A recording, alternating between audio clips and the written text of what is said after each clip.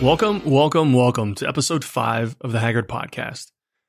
I might have thrown you off a little bit with this no pre-intro message that I've been doing at the beginning of each episode, but I really wanted to dive in because I feel like this is an important topic.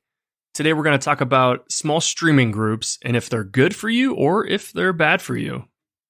First, I should probably explain what a small streaming group is. We already know how difficult it is to gain viewership as a small streamer or content creator. So naturally, when you look for ways to, extend your audience and gain new viewers quickly, if you're like me at least, you try to find a community or a group of people who are trying to do the same thing as you, hoping that you'll grow and you can grow together. Facebook has literally hundreds of these small streamer groups, and within each of these groups, there are thousands of streamers and content creators in them. Most of the time, these groups get created because someone was previously in a different group, didn't like the way they were treated, or the way that someone moderated that specific group. So they decided to create their own, and this happens over and over and over again. And that's why we see so many of these groups kind of pop up. I think we're all pretty familiar with Facebook groups. I mean, there's Facebook groups for different movies. There's groups for car owners, car lovers, train lovers, superhero lovers. Like I'm a part of probably 5-10 different Batman Facebook groups. So these are the same groups. It's just for small streamers or small content creators. Joining one of these groups might feel like the right thing to do to get some exposure and to drive traffic to, whatever platform you're creating content on, or at least that's what you would think. However, if you think this is a quick way to grow your audience, you're dead wrong. Joining one of these groups doesn't automatically get you the numbers that you're looking for, and it definitely isn't a quick way to do things either. So to answer the first question on if these groups are good or bad for you, the answer is mostly bad. But don't get me wrong, there are some good side effects on joining them. Since we've already kind of started off with the bad, let's just kind of continue going on that track. I've already hit on this, but joining a group isn't a fast track to get hundreds of followers on your social media pages or to, get them to follow you on whatever streaming platform you're streaming to. Everyone in the group thinks kind of the same way you do when you first start it. You make a post, it says, hey, I'm going live, click this link and come hang out. It doesn't happen that way. You have to remember, everyone there in the group is there for the same reason you are. And if you want something out of this group, you need to put in the time and effort to support others within that group before you get anything in return. So I remember the first time I made a post on one of the Facebook groups when I started off early in my kind of streaming career, quote unquote. I thought, man, this is going to be great. I'm going to get 5-10 people are going to come in. People are going to stop in. They're going to say hi. They're going to hang out a little bit. And it just didn't happen. It's not organic. Joining these groups are more of a forced kind of form of promotion. Most streamers don't like you to come into their stream and promote that they are also a streamer. They don't like that self-promotion within their stream itself. On these Facebook groups, it's not that way per se. You're there to put out links and put out everything and promote yourself there. But it's the same effect though. People don't click on the link, I guess is what I'm getting at. They kind of see it. If they're not familiar with your name, or if you don't pop off the page right away, they're not likely going to click your link to see what you're all about. It doesn't just happen that way. For you to get something out of these groups, like I mentioned, it takes time and it takes effort. You have to go through, click on people's links, comment on their posts, get your name recognizable to where when somebody sees you, like, oh, hey, I have an idea of who this is, or, oh, this person's really, really nice. They come into my stream, so I'm going to support them. If you're just posting in these groups, not doing anything else, you're not going to get anything out of it. It's really just going to be a waste of your time to do it.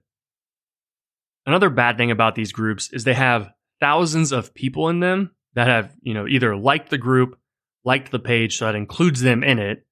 But you could argue that roughly half of that total are people who just kind of, scroll through.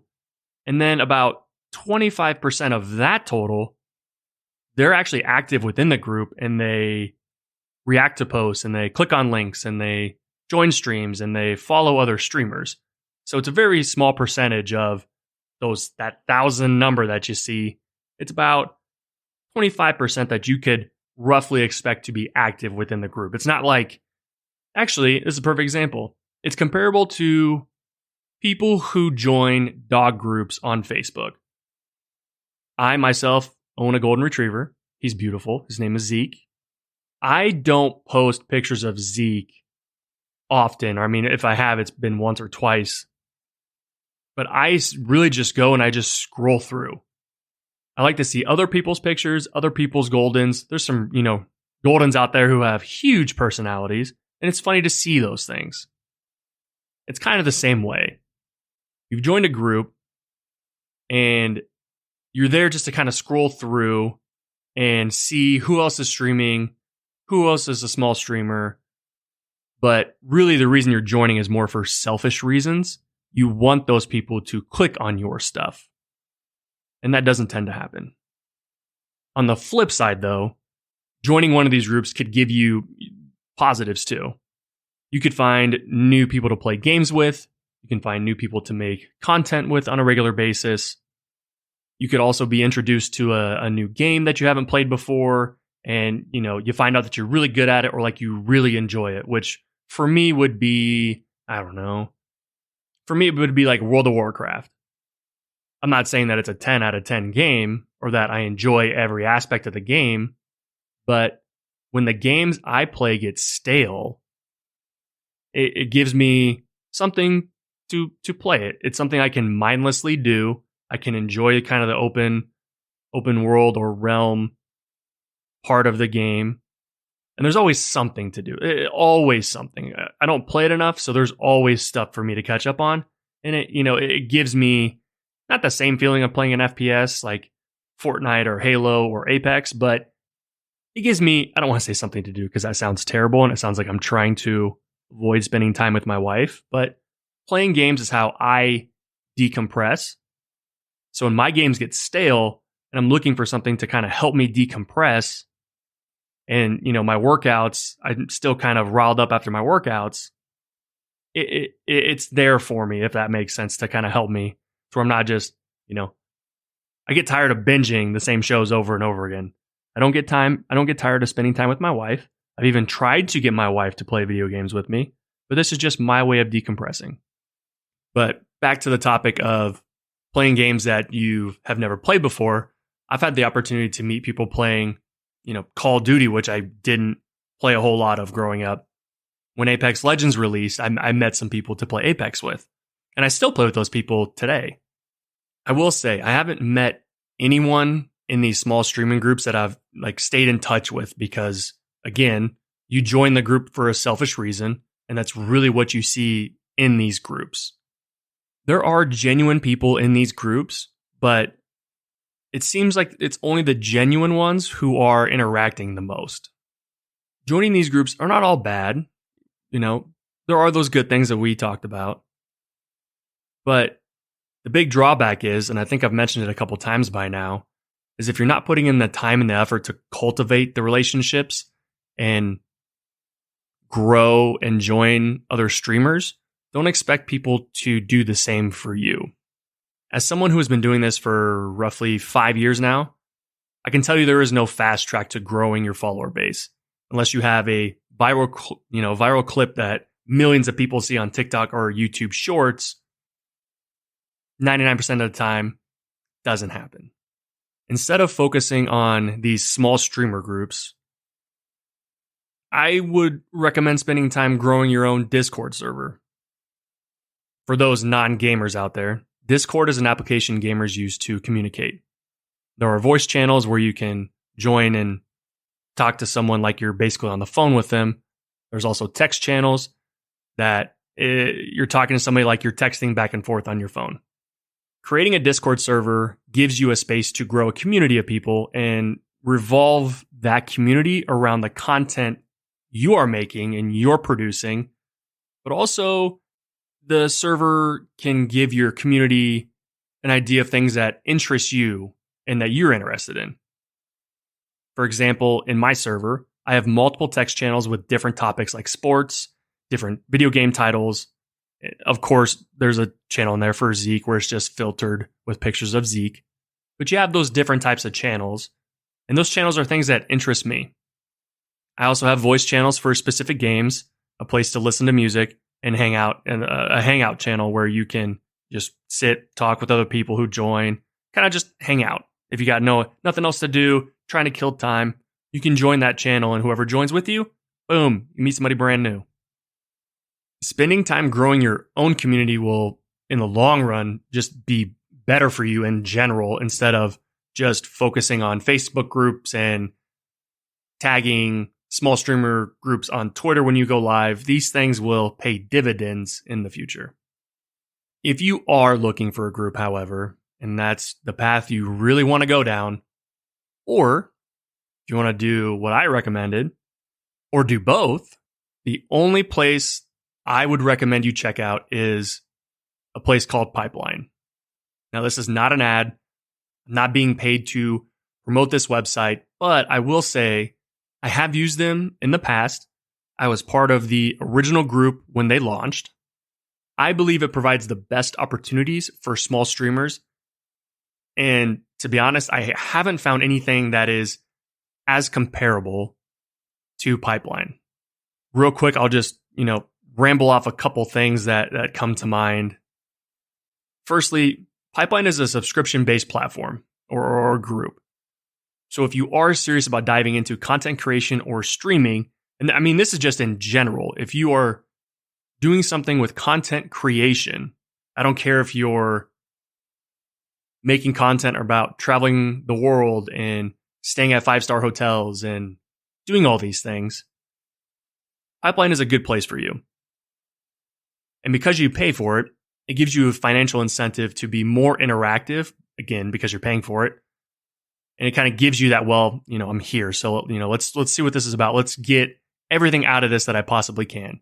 And it's month to month too, if I remember correctly. So you could cancel after 1 month if it's not what you were thinking it was. Pipeline is more than, just a group of people or a group of small streamers. Pipeline offers educational tools from people all over the industry that give you tips and tricks on, how to edit your videos or make YouTube videos or make YouTube shorts or TikToks. There's also courses on how to properly do your taxes, which is something we never talk about in kind of this streaming space. There's courses on how you should read contracts. So when a company sends you a contract, sometimes they slip some not so great things in those contracts. You need to be able to catch those, call those out, and negotiate on those contracts. And just like the small groups on Facebook that we've talked about, it gives you networking opportunities too. And one bonus with them is they do partner with different brands to provide you discount codes on streaming gear. So for example, hopefully I'm going to upgrade my webcam. It's not terrible. Also not the greatest. There are better ones out there. And I'm looking to upgrade. They would have a discount code that I could use when when that time comes for me to be able to upgrade.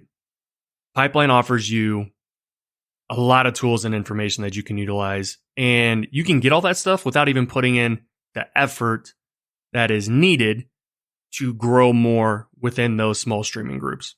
And I will say the information they provide is 10 times better than what you're going to find anywhere else, and it's in more detail. Now, I need to apologize to Harris Heller if he somehow ever listens to this episode or finds this podcast, because I've learned so many things from him just watching his YouTube videos. Pipeline is just a place that covers it more in depth and more in detail. At the end of the day, finding your own niche community online is a great place to start.